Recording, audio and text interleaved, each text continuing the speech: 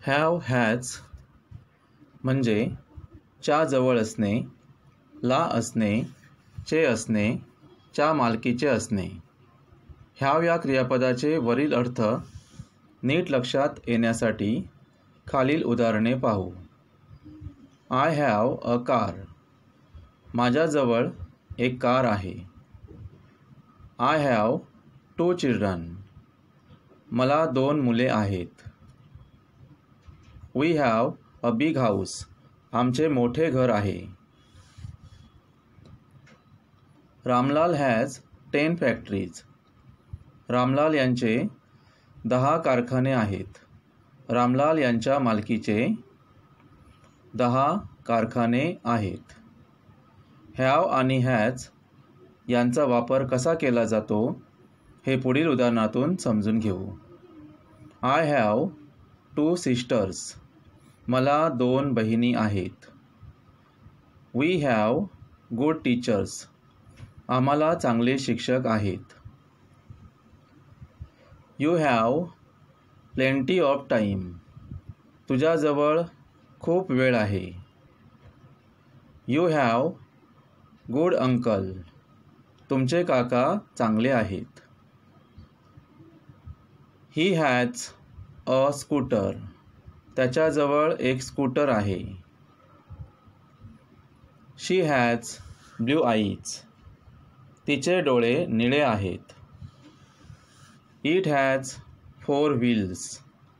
त्याला 4 चाके आहेत. They have many servants. त्यांच्याजवळ अनेक नोकर आहेत. India has many reverse. भारतामध्ये अनेक नद्या आहेत. Birds have wings. पक्ष्यांना पंख असतात. हॅज हे हॅवचेच वर्तमान काळातील रूप आहे. हॅज हे क्रियापद ही, शी, इट आणि इतर सर्व एकवचनी तृतीय पुरुष कर्त्यांसाठी वापरले जाते. नकारार्थी वाक्य करण्यासाठी डू नॉट आणि डज नॉट यांचा उपयोग केला जातो. काही नकारार्थी वाक्य पुढीलप्रमाणे. I do not have a mobile. माझ्याजवळ मोबाईल नाही. We do not have time. आमच्याजवळ वेळ नाही. You do not have a pen. तुमच्याजवळ पेन नाही. He does not have a scooter. त्याच्याजवळ स्कूटर नाही. She does not have a brother. तिला भाऊ नाही. It does not have attractive colour. त्याला आकर्षक रंग नाही. They do not have servants. त्यांच्याजवळ नोकर नाहीत. The farmer does not have a cow. त्या शेतकऱ्याजवळ गाय नाही. Namrata does not have curly hair. नम्रताचे केस कुरळे नाहीत. The house does not have big windows. त्या घराला मोठ्या खिडक्या नाहीत.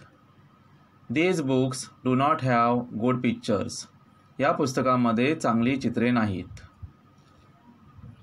वरील उदाहरणावरून आपल्या लक्षात येते की आय, वी, यू, दे अनेक वचनी नाम या कर्त्यांसाठी आपण डू नॉटचा उपयोग करतो आणि नकारार्थी वाक्य बनवतो.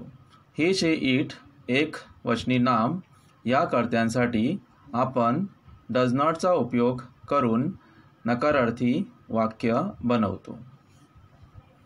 प्रश्नार्थक वाक्य बनवण्यासाठी डू नॉट आणि डज नॉट चा उपयोग केला जातो. काही प्रश्नार्थक वाक्य पुढीलप्रमाणे.